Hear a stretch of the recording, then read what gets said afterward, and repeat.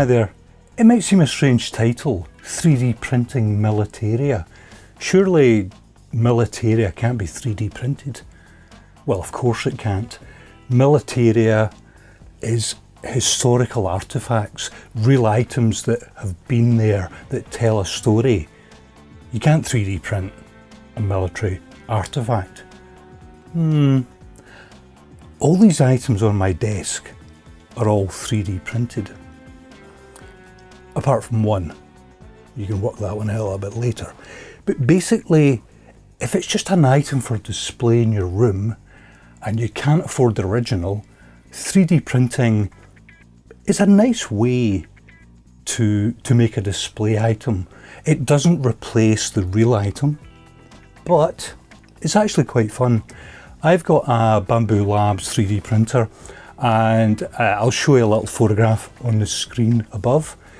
I do more technical type things in it, computer repair and odds and ends and various things, and you don't often know you need a 3D printer until you get one, and then the things that you make you think, well, how did I ever manage without a 3D printer?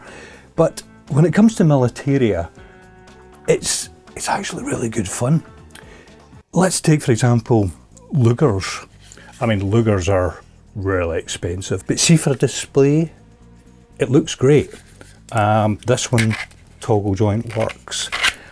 I 3D printed it and I've painted it and aged it up a little bit, so it actually looks okay. I've had real Lugers in the past, and obviously this doesn't compare to a real Luger, but it's an awful lot cheaper. Big wobbly, big webbly. It's okay. This one hasn't been painted. This is straight off the printer. Could do with a little bit of paint and aging, but it's all okay. I have got original stick grenades, but these are all 3D printed. You can unscrew the cap, you can take the little bead out, all 3D printed. Now I have original deactivated inert stick grenades. You'll see a few up on the wall over here, but this gives me a chance to make all the variations. I have 3D printed these and then painted them and aged them, and they actually look pretty good. I mean, I know my stick grenades and these look really, really good. Another thing for 3D printing is this here. This is a World War I 18-pounder. It's an original shell. It's dated 1916, but it was an empty shell. And I 3D printed the head for it. Cracking display item. Now, do you remember I said that there was one real item on the table? It's a Mills bomb, but which one is it? Mills bombs 3D printed on white PLA. They look really, really good. But once they're painted and aged, they look really good. This is the real one. Okay, that's number 5, 1916 dated, Falkirk Foundry. That's a real one. This is a 36M. This is 3D printed. That is before it's painted and aged, after it's painted and aged. You will see a little video up above of a time lapse of the grenade being printed. As I've said before, it's not an alternative for having the real things. But if you have a 3D printer, there's lots of 3D designs out there to print various items.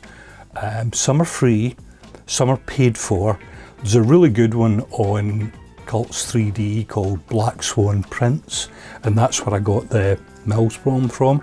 He's it's £3 or £4 for design for this, but it's very, very good.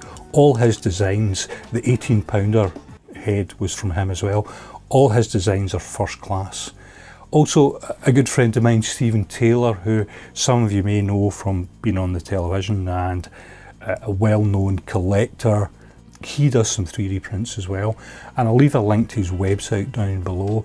He does an amazing range of 3D prints, and remember, as I said before, It's not a replacement for the real items. There's no history to these, absolutely no history to these.